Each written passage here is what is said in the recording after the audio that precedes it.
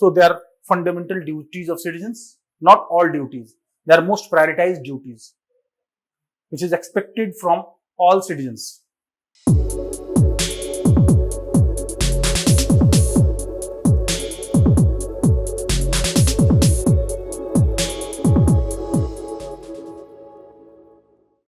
Hello students, myself Kumar Ujjwal, Faculty of Polity and Governance, and I welcome you all on the platform of Plutus IS Academy.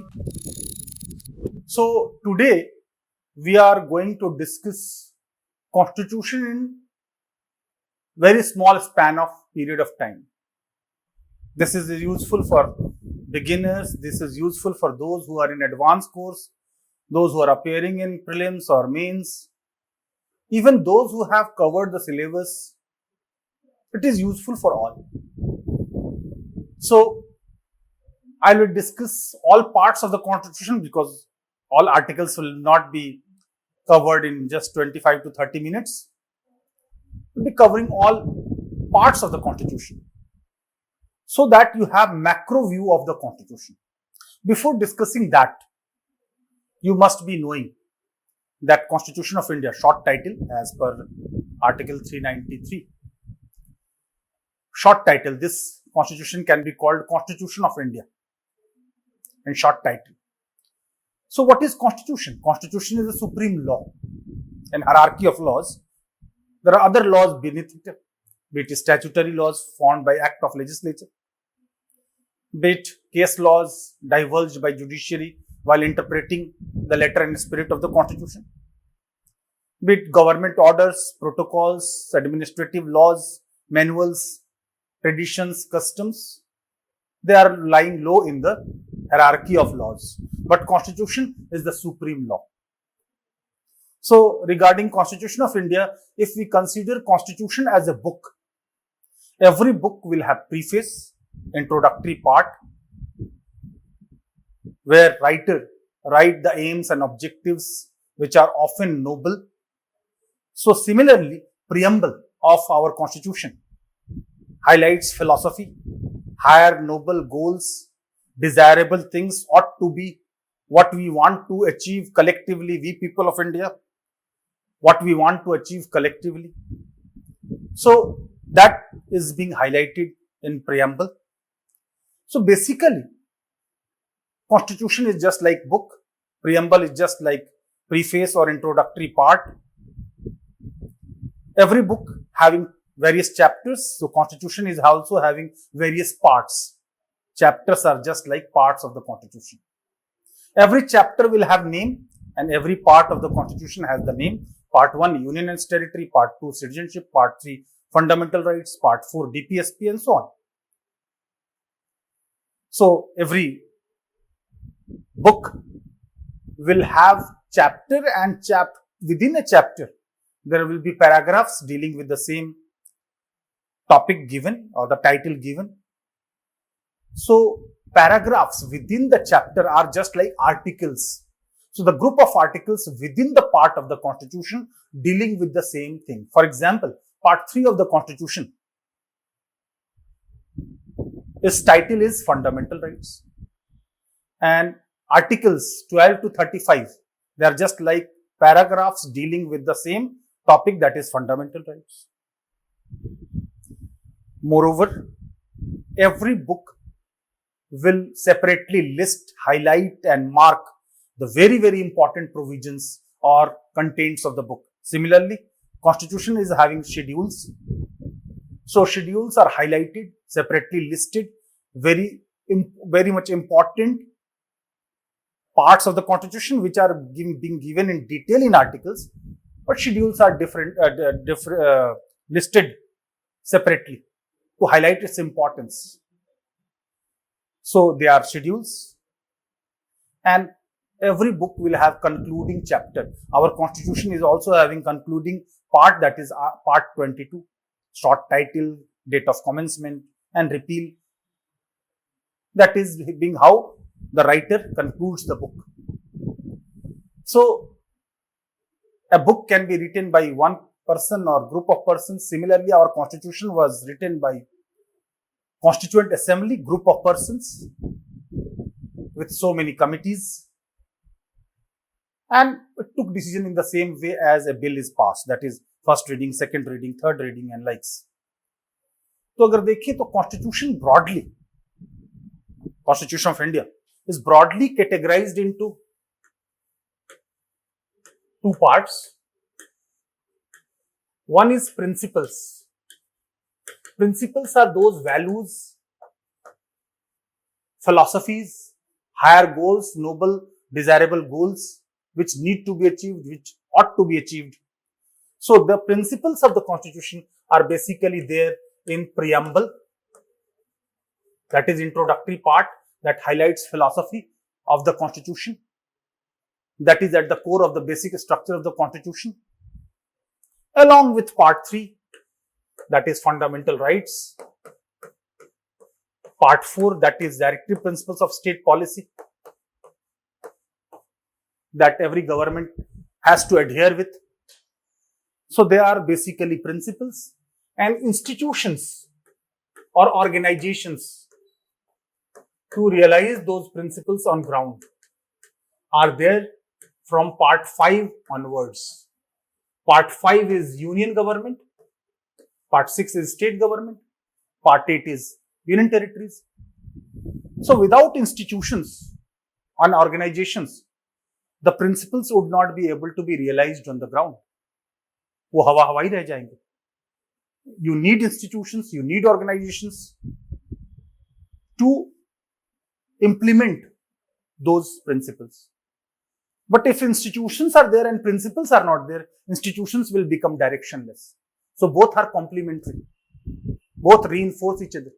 Both are two wheels of a cycle. So principles are listed first up in the Constitution and then subsequently institutions to realize those principles. So I will discuss all parts of the Constitution in this brief class so that you have macro view, eagle view of the whole Constitution of India. And along with that, the amendments that added and deleted the parts of the Constitution. So in original Constitution, there were 22 parts. Now we have 25 parts. In original Constitution, which commenced on 26 January 1950, there were 395 articles. Now we have more than 448 articles. In original Constitution, there were 395 articles. Now we have more than 448 articles. So we need to discuss all part of the Constitution. So to begin with, I will discuss the part is chapter's name or title and the articles relating to it. So first part is part 1. As I said, every part of the Constitution is just like chapter of the book, and every chapter will have its name.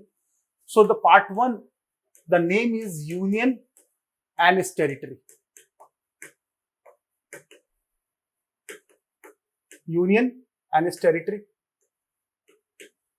So that is from article 1 to 4.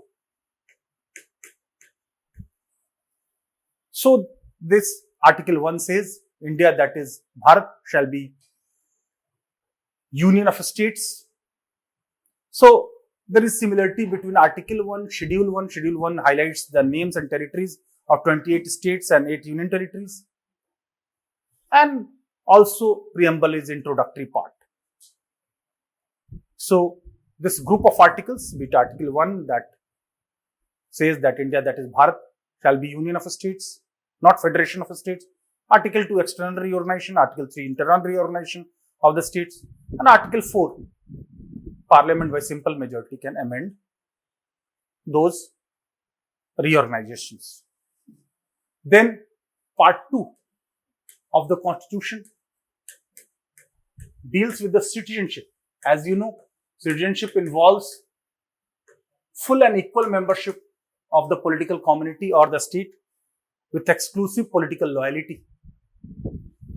So part of the citizenship provisions commenced on 26 November 1949 itself. So the articles dealing with the citizenship is Article 5 to 11. But you have not to study only constitution, you have to study constitution at work. Because in the original constitution, the only articles 5 to 11 were there. But subsequently Parliament, based on Article 11, by simple majority, had many CAA, that is Constitutional Amendment Act, Citizenship Amendment Act, 1955. Then again it was amended in 1986. Again it was amended in 1992. It was amended in 2003, 2005, 2015, 2019. So all those you have to know along with that, because it's not that it is only constitution, how it has worked over the period of time. Howsoever constitution good can be, but if the implementers are not good, it will be failed. It will not be vindicated.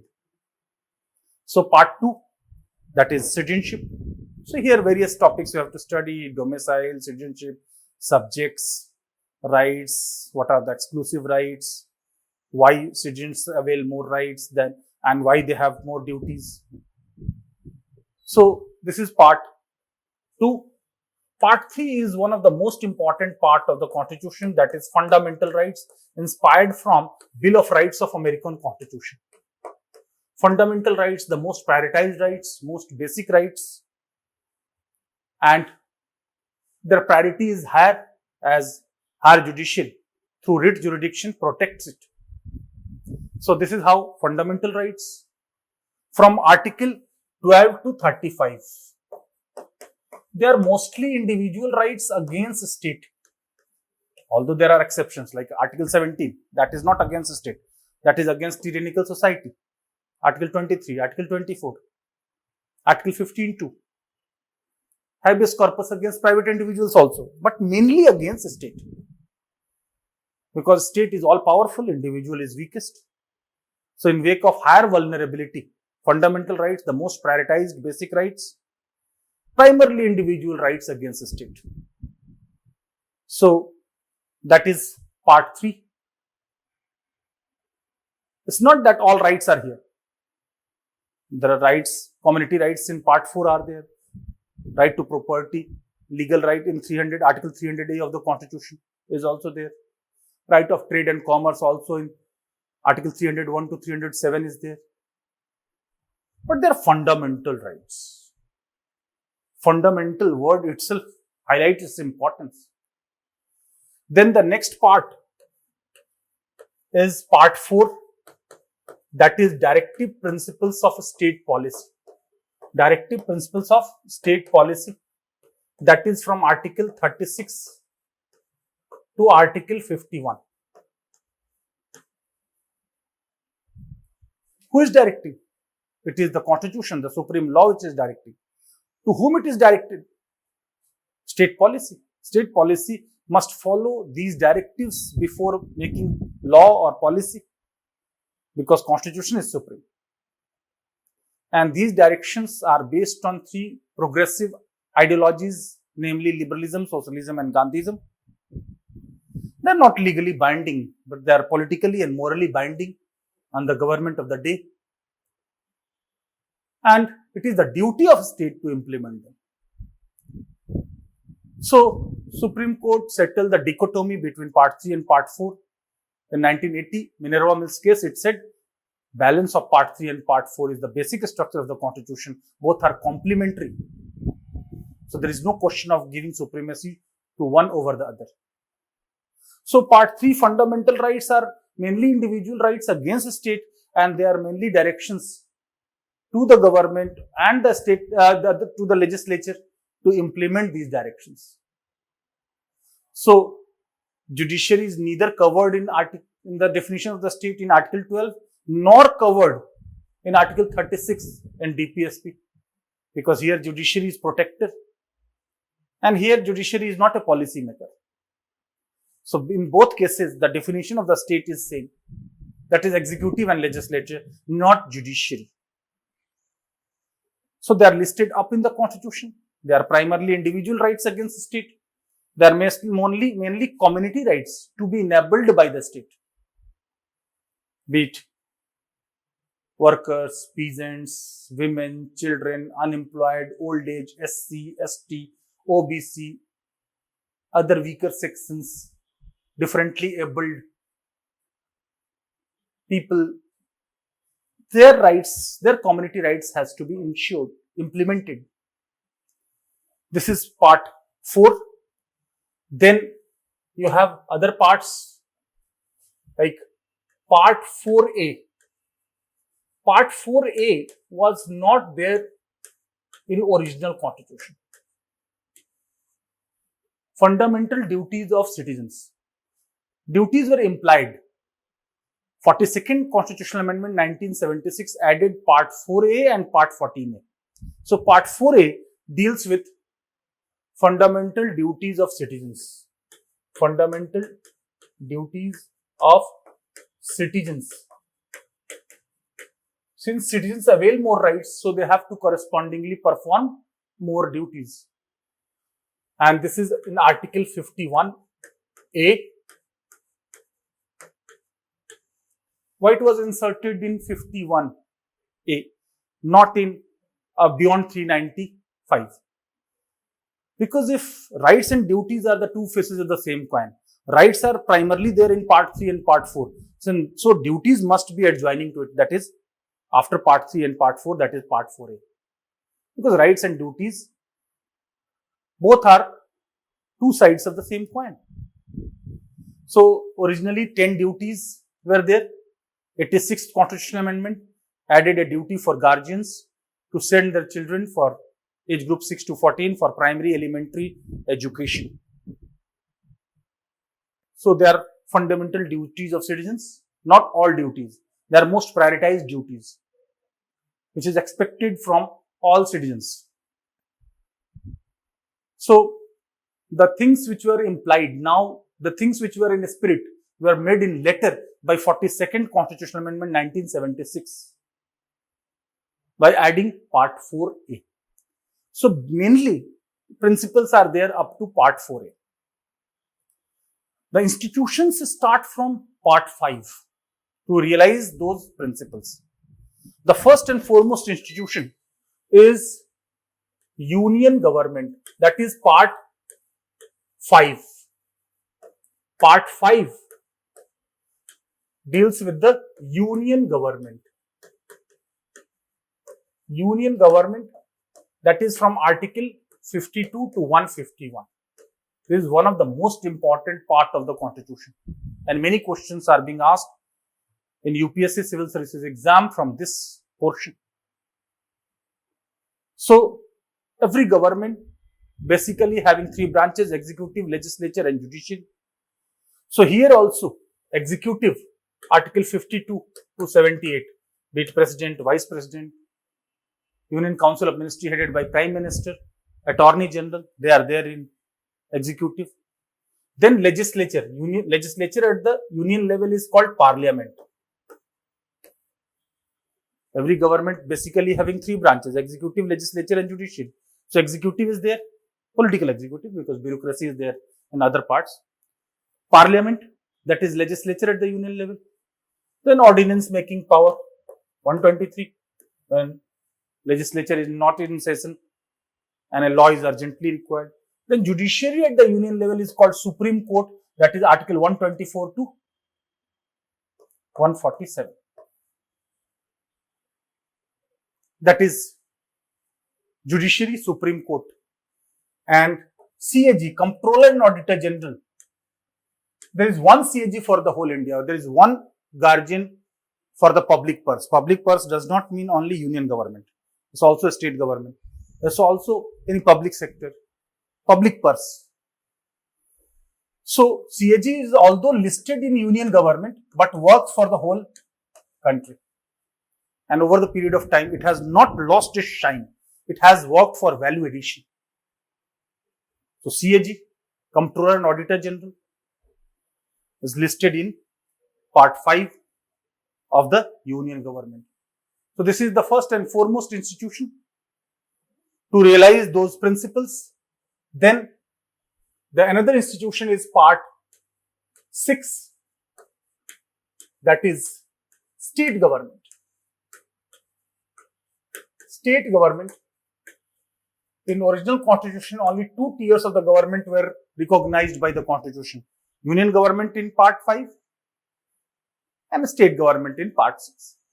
Local governments were there, but they were not recognized till 1992. By 73rd and 74th amendment, they got constitutional recognition. So state government, it is from article 152. It is from article 152 to article 237.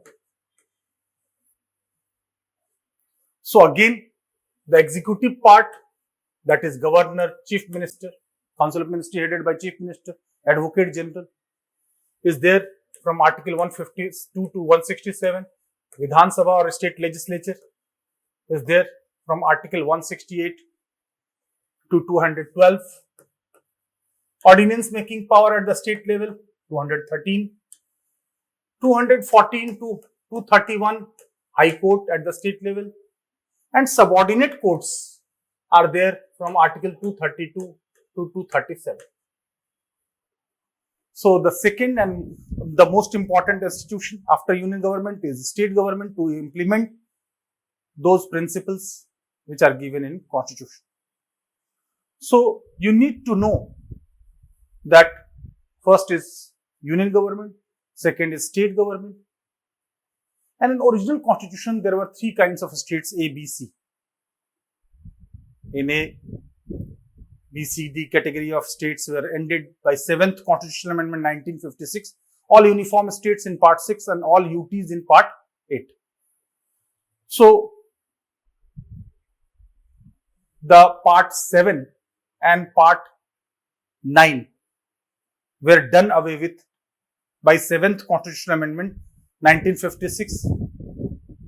So at that point of time, part 7 and part 9 were blank, and part 7 is still blank. Later in 9 panchayats and municipalities and cooperatives were added. So this is what state government is. Next is part 7 is still blank. There is no provision. There is no article in part 7. That was done away with by 7th Constitutional Amendment 1956. So there is nothing in part 7. Moreover, article 238 also dealing with the B category of states was also done away with by 7th Constitutional Amendment, that is State Reorganization Act 1956. Then part 8. Part 8 is UT, Union Territories. So at present we have 8 Union Territories. That is there in 239 to 241. However, some Union Territories have their own elected government and assembly, like Pondicherry under Article 239A, Delhi under Article 239AA, and now Jammu and Kashmir also under Article 239A. Other Union Territories are so small that they don't have elected government and assemblies. So they are semi-states or listed as Union Territory. So the Union Territories are there where there is a direct jurisdiction of the central government. They are ruled by the central government. In full-fledged states, governor is de jure head, chief minister is the real head. But in Union Territories with elected assembly, governor or lieutenant governor or administrator is both de facto and de jure head. So that is part 7. Part 8. Then part 9, as I said, that was also done away with by 7th Amendment, but later by 73rd Constitutional Amendment, Panchayati Raj Institution, PRIs, were added. They are from Article 243 to 243O. Rural local self-government, this was added in Schedule 11. And this is Panchayati Raj government for decentralization of powers. However, there is a difference. Center-state relationship is federal relationship, constitutional division of powers. But state-local government relation is not federal, it is based on decentralization and delegation of powers. So part 9, dealing with the Panchayati Raj institutions to implement Article 40 of DPSP. Again, part 9A was added by 74th Constitutional Amendment. For rural local self-government, it is part 9 for urban local self-government. Urban local bodies, urban local self-government, municipalities. This is from Article 243P to 243ZG. They both are for decentralization.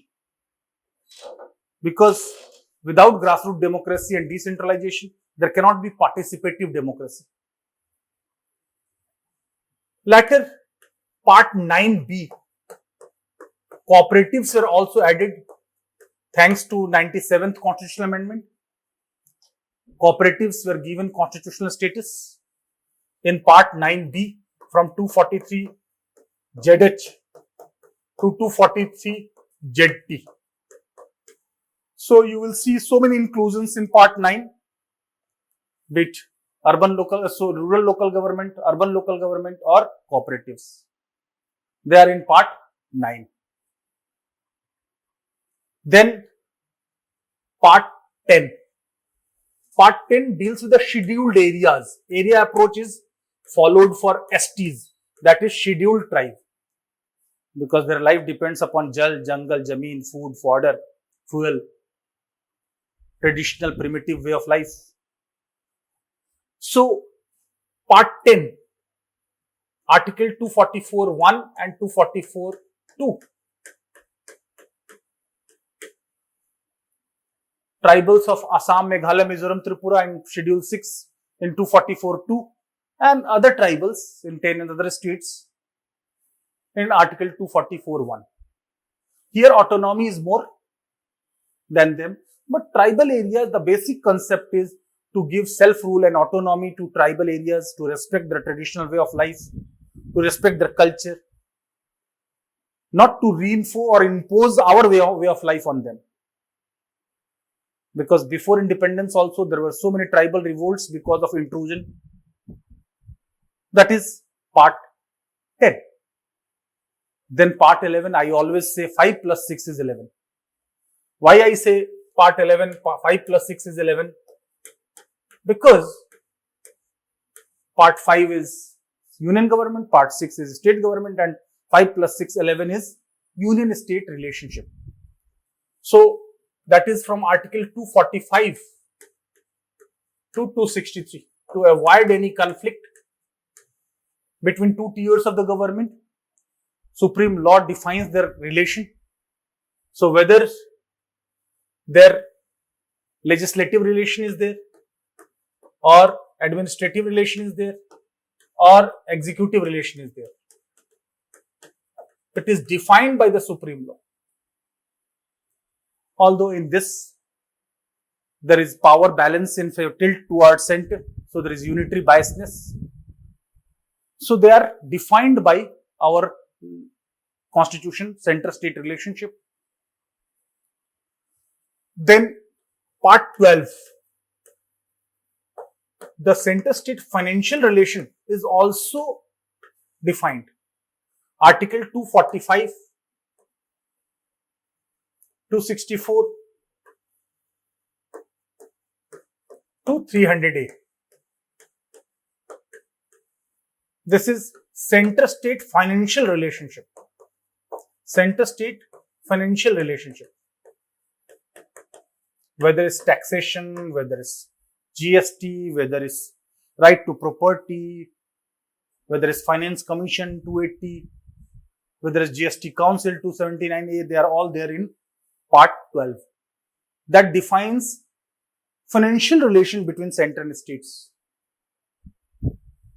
to avoid any kind of conflict. Think about the case when these would not have been defined. So this defines financial relation between center and state. Then again, center state relating to that part 13 inspired from Australian constitution. That is trade and commerce.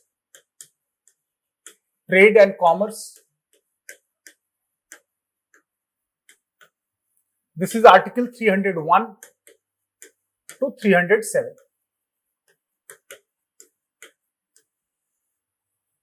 So how free movement of goods and services is desirable, and how to deal with a scarcity or certain abnormal situation or restriction on a state not to impose undue restriction on interstate trade. Trade and commerce is also being defined in our constitution, because our constitution makers wanted to ensure that most of the things are defined in supreme law to avoid any kind of extrapolation, manipulation, misinterpretations and conflict. So this is there in part 13. As far as part 14 is concerned, that deals with you people. That is bureaucracy, that is permanent executive, that is services. So here, when we talk about services, bureaucracy, it is services at the union level, services at the state level, all kinds of all India services, all kinds of services are there. Their immunities, their powers, earlier they had privileges also, that was done away with. So here, permanent executive bureaucracy.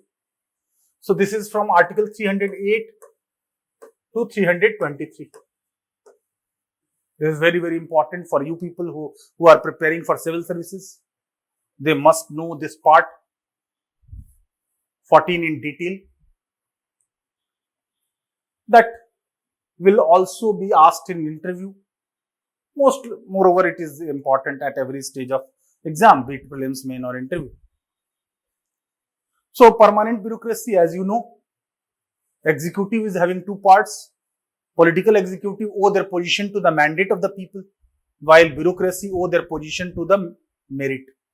Mandate and merit, both are the wheels of the same bicycle. Both are complementary. So this is services. As far as part 14A is concerned, 14A is concerned, as I said earlier, that 42nd Constitutional Amendment added Part 4A and 14A. The purpose of adding 14A was to deburden judiciary. Quasi-judicial body, semi-judicial body, tribunals were there, administrative tribunals under Article 323A and other tribunals under Article 323B. They are quasi-judicial bodies and they don't go based on complex laws and delays. They work on common sense and principles of natural justice to have speedy justice, to deburden judiciary. So this is semi-judicial or quasi-judicial bodies which were added by 42nd Amendment. So that is part 14A. As far as part 15 is concerned, part 15, election. Free and fair election is the basic structure of the Constitution, as Supreme Court said in Raj Narayan versus Indira Gandhi case. So election. Supreme law defines only principles of election, but the detailings are being there in Representation of People's Act, that is statutory laws. So this has to be read along with the statutory laws. Representation of People's Act 1950 and 1951, they are the base, and subsequently there are so many amendments for political reforms, electoral reforms. So this part 15 has to be read along with Representation of People's Act. Representation of People's Act is very, very important from exam perspective, be it polity, be it governance, be it GS, be it whole science, everywhere. So this is what election is. Part 16, which was favorite part of Ambedkar. is getting mandate from Article 46 of DPSP, that is dealing with the weaker sections of the society. Article 330 to 342, whether it's SCs, STs, OBCs, women, now also EWS. There are weaker sections of the society, also Anglo-Indians. So, Ambedkar was not satisfied with only Article 46, and he was also not satisfied only with Article 16(4). He wanted detailed provisions to avoid any kind of misinterpretations. So, whenever the issue of social justice or reservation comes, judiciary has to fine-tune and balance between Article 46, 15(4), 16(4), 335 and Part 16 in general. So that is meant for weaker sections of the society. As far as Part 17 is concerned, that deals with the official language. Official language, Part 17. I rewrite because there is overwriting. Part 17, that is official language. So first two articles, this is the whole part, Article 343 to 351. So first two articles, 343 and 344, deals with official language of the center. Then next three articles, 345, 346, 347, deals with the official language of the state, and then other official language. So official language is also defined in our supreme law to avoid any kind of conflict, and states have been given ample autonomy to declare their own official language. Linguistic issue was haunting us for first 2 decades after independence. So official language comes under Home Ministry, Internal Security, because it creates always sometimes the problem. So as far as Part 18 is concerned, Part 18 inspired from German Constitution, emergency provisions. Emergency provisions and 3 kinds of emergency: national emergency, president's rule in the state, and financial emergency. So Article 352 to 360, 3 kinds of emergencies are being there. How it changes center-state relationship, how it changes their fundamental rights, and other provisions to deal with such extraordinary situation. That is emergency provisions. Then Part 19. Part 19 deals with the miscellaneous.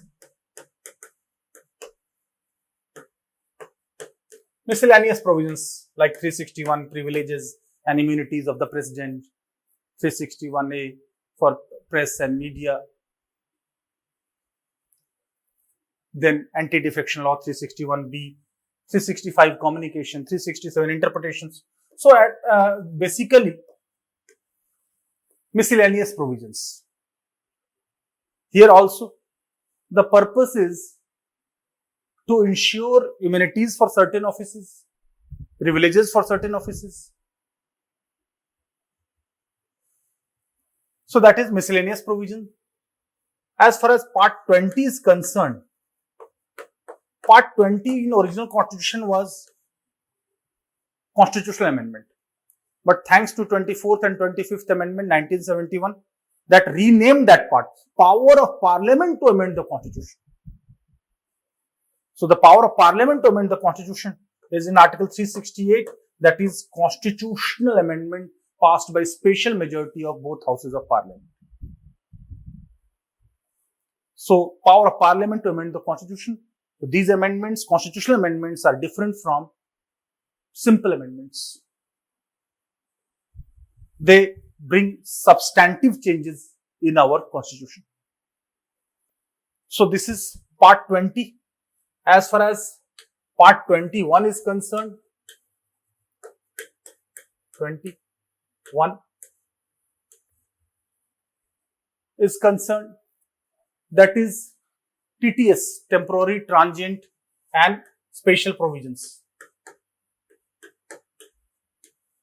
That is from Article 369 to 392. So this is miscellaneous provisions, including the special status which was conferred to Jammu and Kashmir under Article 370 till 2019. So temporary provisions, special provisions were being there. Also, special responsibility of governors of the certain states under Article 371 were being there. And the last part, concluding part, is part 22. That is from 393 to 395. That is short title, commencement and repeal. So you will say it's only 25 parts. It's not. In original constitution, 22 parts were there. By 7th constitutional amendment, part 7 and part 9 were done away with. So it became 20. But by 42nd constitutional amendment, part 4A and 14A were added. So 2 more were added. Again it became 22. Then 1992, by 73rd and 74th constitutional amendment, part 9 and part 9A for rural local self-government and urban local self-government were added. So it became more 2, that is 24. And last one was cooperatives. 97th constitutional amendment added cooperatives. So total parts is 25. That is 22 minus 2 plus 2 plus 2 plus 1. So these are the 25 parts of the constitution. And it will be quite important for all, even if you go for revising your lecture, this lecture again and again, then you will have clinical accuracy, and exam is all about clinical accuracy. Because your confidence will be there only when you are able to locate the articles, the parts, the provisions. Then your answer would be backed by concrete facts. Then analysis concepts are there. But macro level, you must be knowing the whole constitution. The purpose of this class is not to deal with any particular topic, but the purpose of this class was only to give you the holistic view of the constitution. This will be always required, whether it's prelims or whether it's mains, at all stages. I don't suggest you to only go for selective study and expect selection, unless you have comprehensive study. I'm not saying giving equal energy to all. If you devote more energy to part 3, part 5, part 4, of course they are needed than other parts, preamble. But at the same time, comprehensive coverage will boost your confidence that nothing can be asked beyond your knowledge. So that confidence is holding the key. So that's it for today. I wish you all the best, and in the ensuing classes I'll be going in detail of that. So thank you.